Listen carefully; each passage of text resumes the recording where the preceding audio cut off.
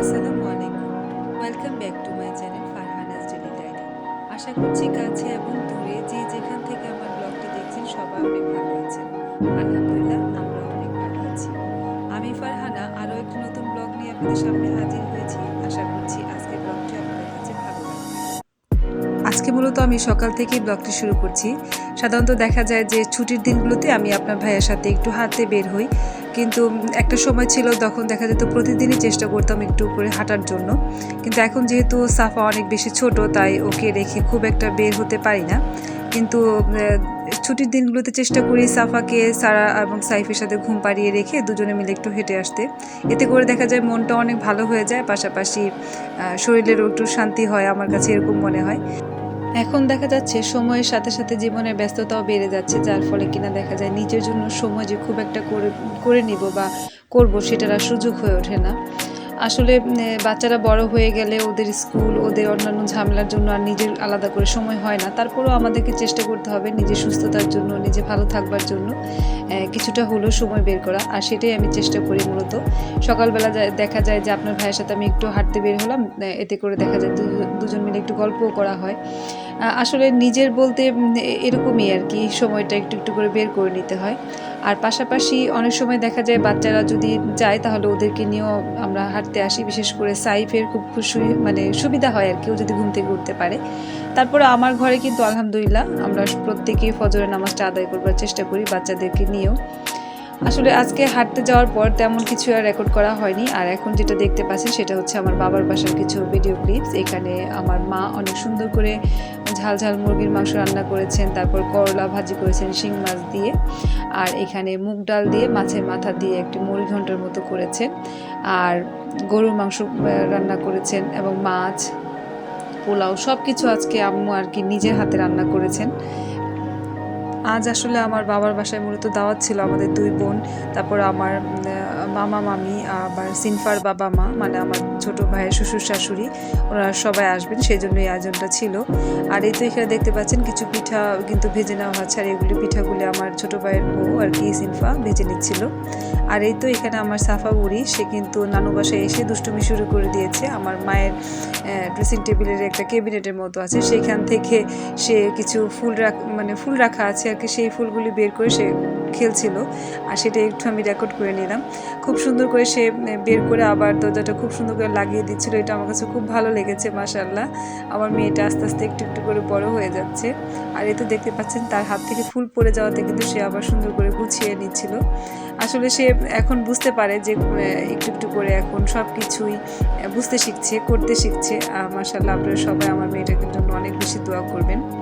আর এটা হচ্ছে তার ঠিক পরের দিনের ভিডিও ক্লিপস। আমরা বাবার বাসা থেকে চলে এসেছি, আর এখন যেটুকু দেখতে পাচ্ছেন এটা হচ্ছে আমার ছাদের কিছু সবজি বাগানের কিছু ক্লিপস আপনাদের সাথে শেয়ার করছি। এই তো এখানে দেখতে পাচ্ছেন আমার কিন্তু ছাদে মাশাআল্লাহ অনেক বরবটি হয়েছে, আর এখানে কিছু করলা গাছও আপনাদের ভাইয়া লাগিয়ে নিয়েছে, আর সেগুলি আপনাদের সাথে একটু শেয়ার করছি। এই তো দেখতে পাচ্ছেন মাশাআল্লাহ, আমরা কিন্তু অনেকগুলি বরবটি দিয়ে খেয়ে ফেলেছি, পাশাপাশি করলাও আমরা খেয়েছি আলহামদুলিল্লাহ। আপনাদের ভাইয়ার পরিশ্রমের ফল এগুলি সব। এখন অবশ্য গাছের অবস্থা খুবই করুণ। তারপর আপনাদের সাথে ভাবলাম অনেকদিন ছাদের যে আমার গাছগুলো আছে সেগুলো শেয়ার করা হয়নি। আর এই তো এখানে একটা লেবু গাছও কিন্তু আমার আছে আলহামদুলিল্লাহ, এটাতে ছোট ছোট লেবু আসে আর কি, যদিও বা এখন দেখতে পাচ্ছি না, তারপরও গাছটা আপনাদের সাথে শেয়ার করলাম। আর এই তো এখানে একটা রজনীগন্ধা গাছ আপনাদের সাথে শেয়ার করছি। আমার মূলত এই ধরনের ফুল খুবই পছন্দ, বিশেষ করে সাদা ফুল, যে কোনো সুগন্ধযুক্ত ফুল। আর সেজন্য আপনাদের ভাইয়া আমার জন্য কিন্তু একটা রজনীগন্ধা গাছও লাগিয়ে দিয়েছেন। আর এই তো ঘরে চলে এসেছি। এখানে আপনাদের সাথে যে আমগুলি দেখতে পাচ্ছেন, এগুলি মূলত আমার গ্রামের বাড়ি থেকে নিয়ে আসা হয়েছে। আপনাদের ভাইয়া গ্রামের বাড়িতে গিয়েছিলেন, সেখান থেকে নিয়ে এসেছেন। তাই ভাবলাম যে বাচ্চাদেরকে একটু কাঁচা আমের ভর্তা করে দিই, আর ওরা কিন্তু কাঁচা আমের ভর্তাটা খেতে খুবই পছন্দ করে। আর এই তো এখানে আমি কিছু আমকে গ্রেট করে নিয়ে এতে কিছু কাঁচামরিচ, তারপর লবণ আর কিছুটা আখের গুড় অ্যাড করে ভর্তাটা করে দিচ্ছি। এভাবে করে ভর্তা করলে কিন্তু বেশ মজা লাগে। যদিও আমার ঘরে কাসুন্দি ছিল না, বাচ্চারা কিন্তু কাসুন্দি দিয়ে ভর্তা করতেও ভর্তাটা খেতে খুবই পছন্দ করে। আর আপনাদের সাথে কথা বলতে বলতে আজকেও একটা অনুরোধ করছি, আমার এই ব্লগগুলির কোনো একটা অংশ যদি আপনাদের কাছে ভালো লাগে তাহলে প্লিজ একটি লাইক দিতে ভুলবেন না। আর যারা এখনও পর্যন্ত আমার চ্যানেলটিকে সাবস্ক্রাইব করেনি তারা প্লিজ আমার চ্যানেলটিকে সাবস্ক্রাইব করতে ভুলবেন না।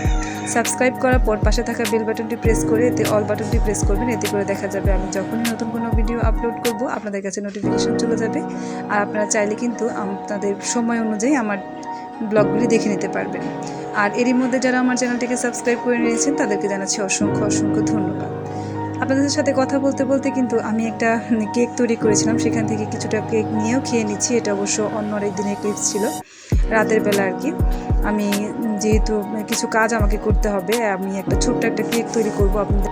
আজকে মূলত বেন্টু কেক তৈরি করব আমি, আর এটা আপনাদের ভাইয়া কিছু কলিগ আছে ওনাদের জন্য আর কি। ওনারা খেয়ে টেস্ট করে দেখবেন। আর যেহেতু আমার অনেক ক্ষুধা পেয়ে গিয়েছিল তাই আমি কিন্তু একটু কেক খেয়েও নিয়েছি। আর এটা অবশ্য বাচ্চাদের জন্য তৈরি করেছিলাম। আর এই তো এখানে দেখতে পাচ্ছেন আমি এখানে কেকের কাজ শুরু করে দিয়েছিলাম। আগে আমি ফ্রিজে ক্রাম কোট করে রেখে দিয়েছিলাম, এতে করে আমার কেকটা ফিনিশিং দিতে সুবিধা হবে। আর এই তো এখানে দেখতে পাচ্ছেন আমি কেক বোর্ডটা, এটা কিন্তু গোল্ডেন স্লাইসের একটা গোল্ডেন বেকার্সের একটা কেক বোর্ড আমার কাছে ছিল, তখন সেটার উপর রেখে আমি কাজ করছিলাম। আর এই কেকটা তৈরি করতে কিন্তু আমার খুব বেশি সময়ও লাগেনি, আর তৈরি করতে বেশ ভালো লেগেছিল। আমি আপনাদের সাথে কেকটা তৈরি করে পুরো লুকটা একটি শেয়ার করছি। আমার এই কেক তৈরি করার কাজগুলো আপনাদের দেখতে কেমন লাগছে সেটা কিন্তু আপনারা আমাকে কমেন্টসের মাধ্যমে জানাতে পারেন। আর আমি কিন্তু আপনাদের কমেন্টসের আশায় থাকি। আপনাদের এক একটা কমেন্টস আমাকে নতুন কন্টেন্ট ক্রিয়েট করতে অনেক বেশি উৎসাহিত করে। আর এই তো যেহেতু কেকটা খুবই ছোট, তাই আমি খুব সিম্পল করে একটা ডিজাইন তৈরি করছি। এটা স্টার নোজেলের মতো ছোট্ট একটা নোজেল, এটার অবশ্য কোনো নাম্বার দেওয়া নেই। সেই নোজেলটা দিয়ে আমি টেনে টেনে একটু ডিজাইন তৈরি করছি। আর এই তো এখানে একটা ওয়ান টাইম বাটিতে আমি মানে কেকটা ট্রান্সফার করে নিচ্ছি, যেহেতু এইটার কোনো বক্স আমার কাছে অ্যাভেলেবেল ছিল না তাই। আর এখন এটার উপরে আমার মনে হচ্ছিল কিছু স্প্রিঙ্কেল দিয়ে দিলে ভালো লাগবে, আর সেই জন্য মানে সুগার বল আর কি, সেগুলো আমি দিয়ে দিচ্ছিলাম।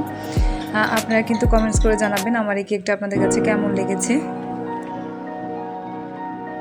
আমি কিন্তু যখন পড়াশোনা করতাম তখন আমার মায়ের খুব বেশি স্বপ্ন ছিল যে আমি অবশ্যই কোনো কিছু করব বা কোনো একটা জব করব ভালো। যেহেতু আমার সেটা সম্ভব হয়ে ওঠেনি, তাই এখন মনে হচ্ছিল নিজের জন্য কিছু একটা করার দরকার, তাই আমি কিন্তু চেষ্টা করছি ঘরে বসে থেকেই কোনো কিছু করবার জন্য। আর এই তো এখন যে দেখতে পাচ্ছেন ক্লিপসটুকু, এটুকু হচ্ছে আমার ছেলের সাইফ, ওর বার্থডে ছিল, আর ওর মামা মামি ওর জন্য গিফট নিয়ে এসেছিল, সেটাও আনবক্স করছিল, সেটাই আপনাদের সাথে একটু শেয়ার করলাম। আর এই তো ওর জন্য আমি খুব সিম্পল করে একটা কেক তৈরি করে নিয়েছিলাম। সেদিন অবশ্য সাফা অনেক বেশি অসুস্থ ছিল, আর সেজন্য আমি কেকটা সেভাবে সময় দিয়ে ভালো করে তৈরি করতে পারিনি। তারপর আলহামদুলিল্লাহ কেকটা কিন্তু খেতে খারাপ হয়নি।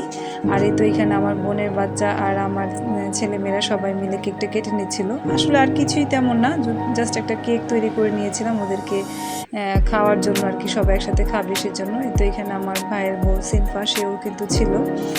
আর আমার সাফা বুড়িকেও দেখতে পাচ্ছেন, সে কিন্তু খুব একটা বুঝতে পারে না, তারপর সবার সাথে পার্টিসিপেট করছিল আর কি। আর এই তো এখানে আমার আনাস বাবাটা, সে খুব সুন্দর করে কেকটা খুব এনজয় করে খাচ্ছিল, সেটাই আপনাদের সাথে একটু শেয়ার করলাম।